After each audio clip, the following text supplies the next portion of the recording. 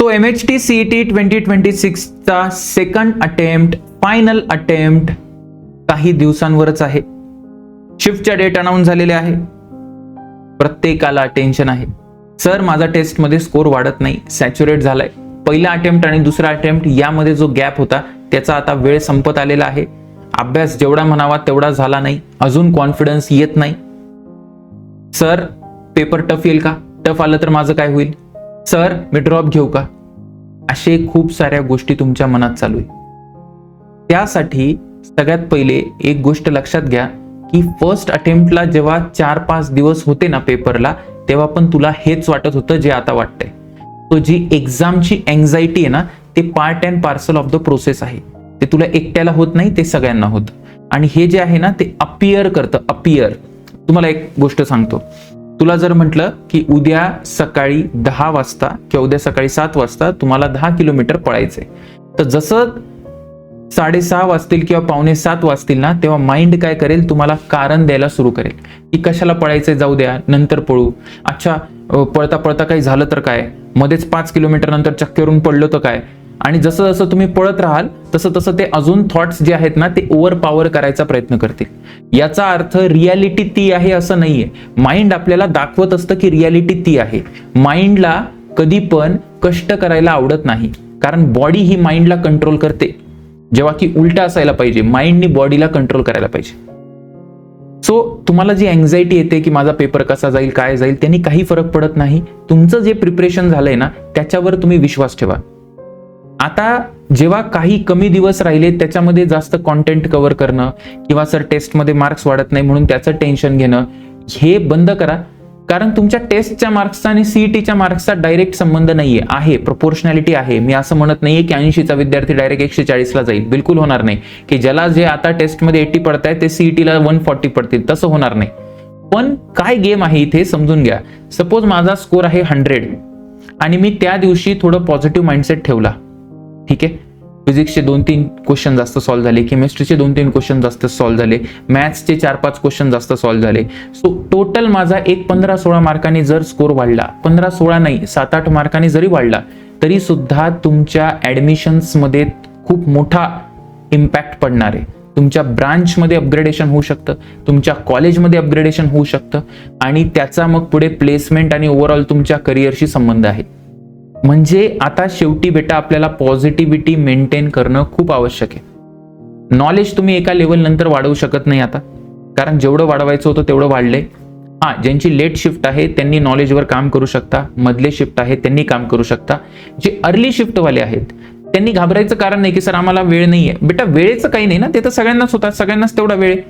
12 तारखेला ज्यांची शिफ्ट आहे किंवा 13 तारखेला आहेत तेच विद्यार्थी आहेत जे अपिअर करणार आहेत, त्यांना पण तेवढाच वेळ, तुला पण तेवढा वेळ.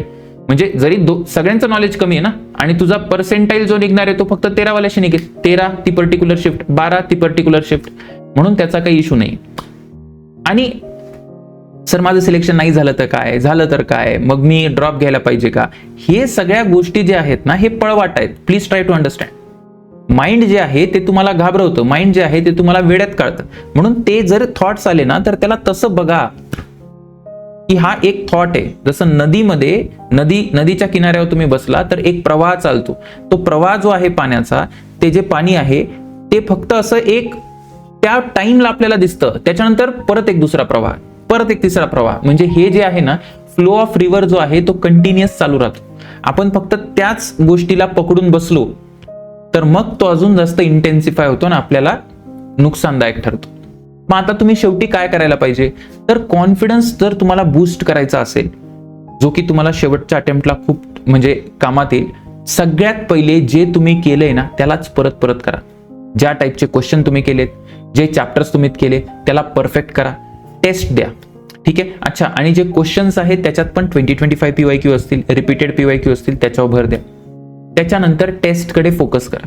आता टेस्टमध्ये पण कसं आहे की मार्क्स येत नाही वगैरे, तो एक वेगळा विषय. मार्क्स वाढवायला थोडा माइंडसेट जसा इम्प्रूव्ह करायचा, जसं मी तुम्हाला सांगितलं तो तर करू आपण. ऍट द सेम टाइम टेस्टमध्ये 2-3 गोष्टी आहेत.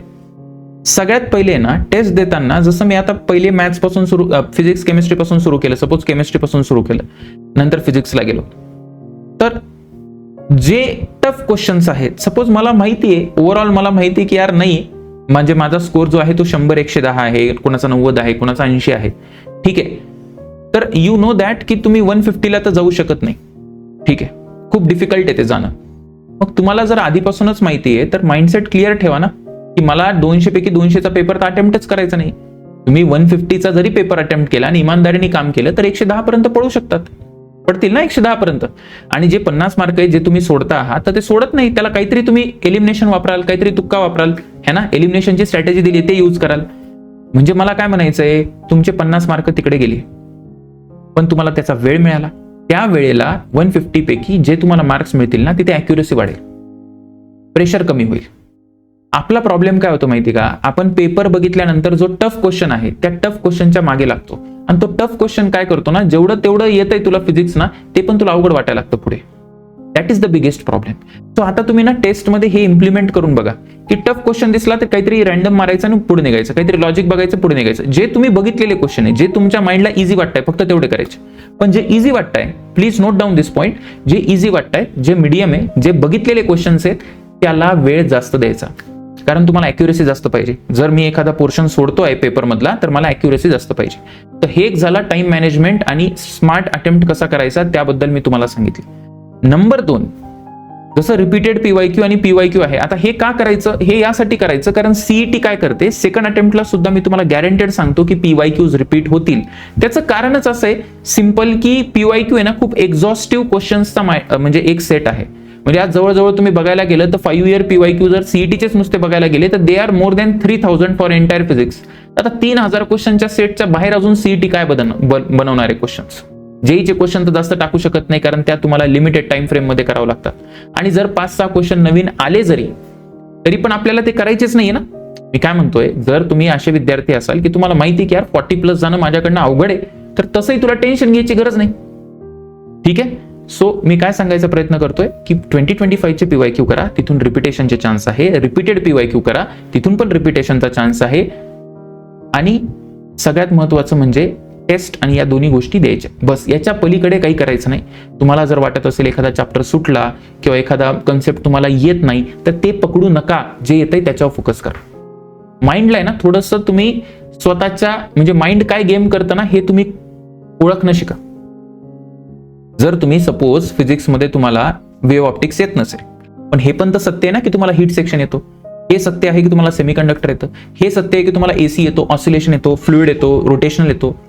मग काय जे चॅप्टर्स येतात त्याच्यामधून आउट ऑफ मार्क्स पडतात का? नाही पडत ना. मग तुम्ही त्या वेव्ह ऑप्टिक्सच्या मागे का लागले? सोडून दे ना, सोडून दे. छोटे मोठे जे काही फॉर्म्युले आहे त्याच्यामध्ये काय इझी आहे ते मी आता याच्यात भरपूर व्हिडिओ बनवलेत की कुठल्या टॉपिक मधून कुठले टॉपिक्स इझी आहेत, सब टॉपिक्स इझी, ते करा.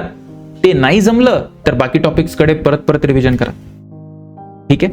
आणि रिगार्डिंग आउटकम, तर आउटकम तर तुम्ही डिसाईड करणार आहात की तुम्ही कसं परफॉर्म करा. आणि ज्यांना वाटतं ना की नाही सर ड्रॉप घ्यायचं, हे या सगळ्या गोष्टी, थोडं ड्रॉपर्स बद्दल पण बोलेल. बघा ड्रॉपर मध्ये ना एक गोष्ट असते, ड्रॉप घेण्याचं रिझन क्लिअर पाहिजे. ड्रॉप घेण्याचं रिझन हे का, तुझा विचार असा आहे का की सध्या काय आहे, सध्या एक्झामचं प्रेशर तुला हँडल होत नाहीये, हे जे अनसर्टेनिटीचं लूप आहे ना ते तुला हँडल होत नाहीये, म्हणून तू एक पळवाट शोधतोय. जर हे ड्रॉप करण्याचं रिझन असेल, आणि मोस्टली तर हेच असतं, तर तो एक ट्रॅप आहे. जसं तुला मी म्हटलं की उद्या 10 किलोमीटर पळायचंय, सकाळी 5 वाजून सपोज 6 वाजून 55 मिनिटं झाले, 7 वाजता चालू होणार आहे, आणि अचानक तुला कोणी सांगितलं की तू एक काम कर, पुढच्या वेळेस 12 किलोमीटर पळ, पण आता 15 दिवसानंतर पळ. तर माइंड आहे ना लगेच खुश होऊन जाईल की चला आता तर आज तर नाही पळायचंय ना, 15 दिवसानंतर पळ किंवा 12 दिवसानंतर पळ, जे काही. R you getting? सो हा एक ट्रॅप आहे. तर मग 15 दिवसानंतर जेव्हा तू जाशील ना, तेव्हा परत जेव्हा पळायला जाशील तेव्हा माइंडला अजून त्रास होईल. का? कारण त्याला त्या पेनची सवय नाहीये. तू लाडवलं ना माइंडला, तर आता त्याला पेनची सवय नाही. सो ड्रॉप तेव्हाच करावा जेव्हा तुम्ही ऍक्च्युअल मध्ये काहीतरी सेकंड अटेम्प्ट किंवा फर्स्ट अटेम्प्टला फोल्ड असणार आहे. नववा टाइम इन फोल्ड. 80 मार्काचा विद्यार्थी 140ला जाऊ शकतो का? जाऊ शकतो. पण त्या 80 मार्काच्या विद्यार्थ्यांनी प्रचंड मेहनत केली पाहिजे फॉर सेकंड अटेम्प्ट. त्याचा ऍटिट्यूड चांगला पाहिजे, तरच तुम्ही कॉन्फिडन्स ठेवाल, तुमच्या घरच्यांसोबत बोलू शकाल फॉर युअर सेकंड अटेम्प्ट, म्हणजे फॉर ड्रॉप. ठीक आहे. पण मला असं वाटतं की बिफोर बॅटलच्या आधी तुम्ही हत्यार टाकू नका. काय सांगता येतं, तुम्हाला चांगले मार्क आले, सपोज चांगले मार्क आले आपल्याला, है ना, आपला जो काही स्कोर आहे त्याच्यापेक्षा जे एक्सपेक्टेशन आहे त्याच्यापेक्षा 10-20 मार्क तुम्हाला जास्त आले, 25-30 मार्क जास्त आले, आणि तुम्हाला गव्हर्नमेंट कॉलेज नाही किंवा अजून दुसरं चांगलं प्रायव्हेट कॉलेज मिळालं, तर एक कॉन्फिडन्स तर राहील ना, नथिंग टू लूज राहील. तुम्ही तिकडे ऍडमिशन घेऊन ड्रॉप करू शकता, किंवा तुम्हाला वाटलं की नाही यार हे कॉलेज चांगलं आहे तर मग ड्रॉप करायची गरज पण नाही. सो काही झालं तरी फायटिंग विन विन सिच्युएशन आहे. प्रॉपर तुम्ही फाईट करा, कॉम्पिटिशनचा विचार करू नका. हे सगळं सेल्फ वर असतं बेटा, है ना. आता मी तुम्हाला लिहून देतो की तुला जर 130 किंवा 140 मार्क पडले, नो मॅटर पेपर कसा असू दे, तुला गव्हर्नमेंट कॉलेज मिळतं. मग सांग कॉम्पिटिशन कुठे? तुला तर 130-140 पडायचे ना, झाला विषय संपला. मग काय प्रॉब्लेम आहे? तो इकडच्या तिकडच्या गप्पा न करता प्रॉपर तुम्ही आपलं काम करा. व्यवस्थित झोप घ्या, ठीक आहे. थोडं मेडिटेशन करा, स्वतःबद्दल थोडा पॉझिटिव्ह विचार करा की ठीक आहे मी इम्प्रूव्ह करेल, चांगलं करतोय मी, चांगलं करते मी. असं करून रियालिटी बदलायला मदत होते. इट ऑल मॅटर्स की तुम्ही त्या दिवशी कसं परफॉर्म करता. आणि एक एक मार्काला जर आपल्याला महत्व द्यायचं आहे तर आपला माइंडसेट फार मॅटर करतो. तो विनर माइंडसेट डेव्हलप करायला शिका, ठीक आहे. बाकी तुम्हाला अजून काही डाऊट्स असतील, काही टेन्शन येत असेल, काही असेल तर खाली कमेंट करा. मी पुढच्या व्हिडिओमध्ये रिप्लाय करायचा प्रयत्न करेल किंवा त्या कमेंट खालीच रिप्लाय करेल. All the best.